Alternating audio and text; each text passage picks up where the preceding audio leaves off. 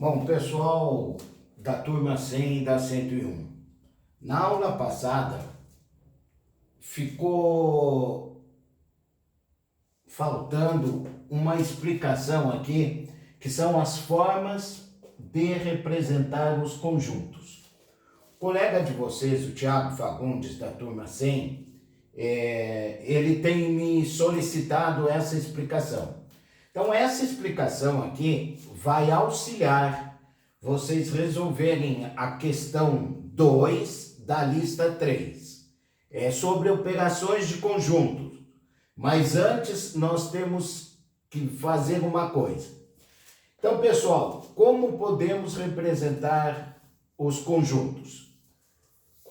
De uma maneira descritiva, se eu chegasse para vocês e descrevesse um conjunto da seguinte maneira: são números naturais maiores que 3 e menor ou igual a 7.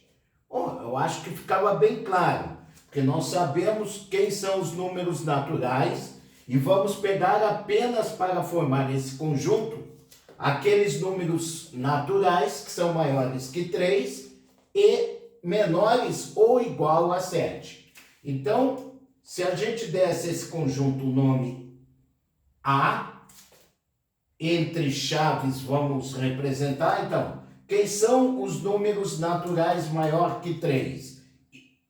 Menores que 7 ou igual a 7. Então, maiores que 3, nós temos o 4, temos o 5, temos o 6. Menor que 7 ou igual a 7. Então, o 7 faz parte desse conjunto.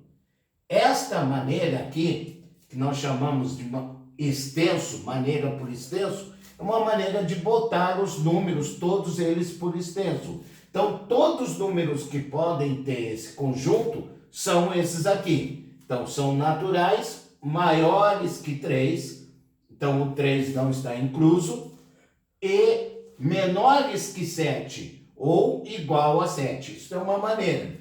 Só que lá no exercício está descrito, está no enunciado uma outra maneira, que aqui vem uma novidade, que nós vamos chamar a forma de compreensão.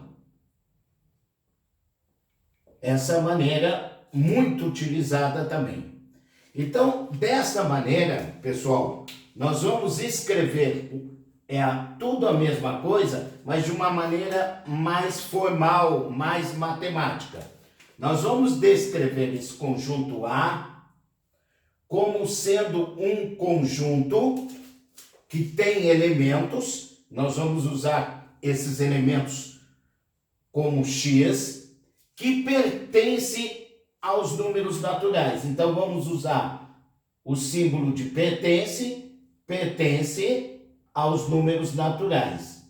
Então, ó, X pertence aos números naturais, e esse símbolo aqui, que é uma diagonal, tal que. Agora nós vamos descrever como é que esse X, como ele está no intervalo, eu coloco o X aqui, e ele estará no intervalo que será um número maior que 3 e menor que 7. Então, X será maior. Lembram esse símbolo de maior e de menor? Símbolo de desigualdade, maior que 3. Então, sempre a gente vai ler da letra para o número, está aqui a letra, e menor.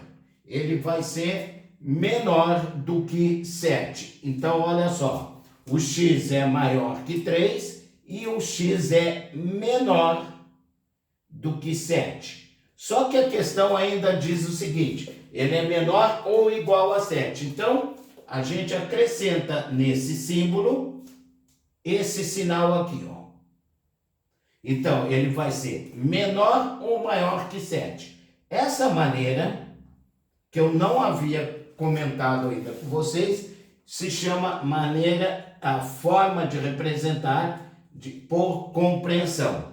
Então, nesse exercício, vocês vão ter que primeiro interpretar a forma de compreensão, passar para a forma por extenso, e aí sim, aí vocês vão ter que fazer o exercício. Vocês vão sair dessa forma, passar para essa aqui. Ok, pessoal? Muito bem.